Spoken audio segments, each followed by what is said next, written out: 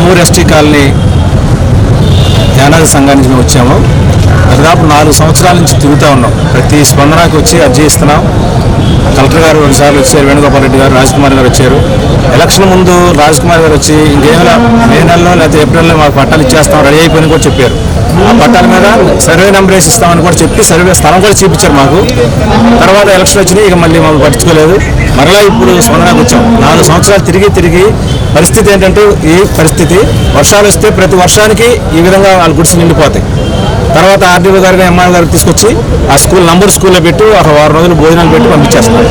అంతేగాని స్థిరమైన నివాసం వాళ్ళకి లేదు. ఆ గుడిసెలో పరిస్థితి ఇది. ఆ తేళ్లు కానీ పాములు కానీ వచ్చేసి వాళ్ళు భయంకరమైన పరిస్థితి ఎదుర్కొంటున్నారు. మరి ప్రభుత్వాలు మారుతున్నాయి కానీ ఈ యొక్క పేద ప్రజల యొక్క జీవితాలు మారట్లేదు. కనుక గమనించి ఇప్పుడైనా సరే మరి పేద ప్రజలను ఆదుకుని వారి యొక్క మెరుగైన ఉండటానికి నివాసం ఇవ్వాల్సిందిగా స్థలాలు ఇచ్చినా వారు వేరే స్థానం తీసుకెళ్ళినా సరే వారికి నివాస యోగ్యమైన పరిస్థితి వాళ్ళు కల్పించవలసిందిగా కోరుతున్నాం. కనుక ఎన్నిసార్లు దాదాపు వాళ్ళు పనులు మానుకుని ఇక్కడికి రావాల్సి వస్తుంది. నంబర్ నుంచి అక్కడికి రావాలంటే మరి వాళ్ళ రోజు కూలీ చేసిన వాళ్ళు ఒక జీవనోపాధి లేదు వాళ్ళకి.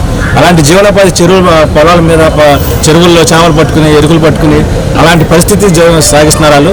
అలాంటి వారిని కనీసం ఈ సంవత్సరమైనా సరే ఈ నూతన ప్రభుత్వం అయినా సరే వాళ్ళని గుర్తెరిగి వారి నివాసయోగ్యమైన గృహాలు కల్పించవలసిందిగా కోరుకుంటున్నాము. ఈ విధంగా ప్రభుత్వాన్ని మరోసారి మరి ఎన్నిసార్లు మరి అర్జీలు పెట్టాం కానీ దానికి ప్రతిఫలం లేదు. ఇప్పుడు కలెక్టర్ గారికి ఇచ్చాము అర్జీ, కలెక్టర్ గారు మరి వాటి పరిష్కరిస్తామని ఎంఆర్ఓతో మాట్లాడారు. ఏదేమైనప్పుడు కూడా ఈ పేద ప్రజల మీద ఈ ప్రభుత్వం వారు కనుదృష్టి ఉంచి వాళ్ళు సహాయం చేయవలసిందిగా కోరుతున్నాం. ఎంతమంది ఉన్నారు? 80 కుటుంబాలు ఉన్నారండి అక్కడ.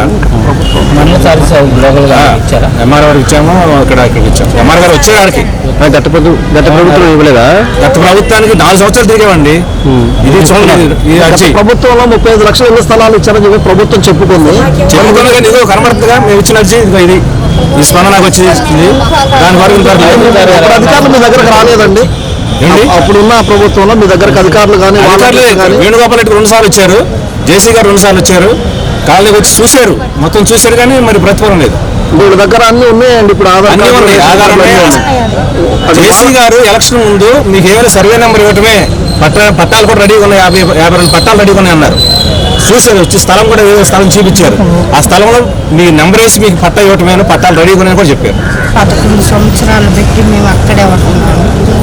వస్తుంది ప్రభుత్వం మారుతుంది కానీ మా జీవితాలు మటుకు మారటల్ల అక్కడే ఉంటుంది. వర్షాలు వచ్చినా, వానలు వచ్చినా, పాములు వచ్చినా, తేళ్ళు వచ్చినా ఆ ఇళ్లలోనే పడి ఉంటున్నాం. మమ్మల్ని పట్టించుకునే దిక్కు లేదు.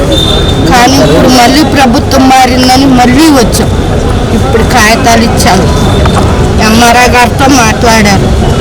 మాకు ఈ ఒక్క సహాయం ఇప్పటికన్నా సరే ఈ గవర్నమెంట్ మేము యానాదులో ఉన్నాము పలానా దిక్కని తెలుసుకొని మాకు ఇప్పటికైనా సహాయం చేయమని గవర్నమెంట్ వారికి కోరుకుంటున్నాం.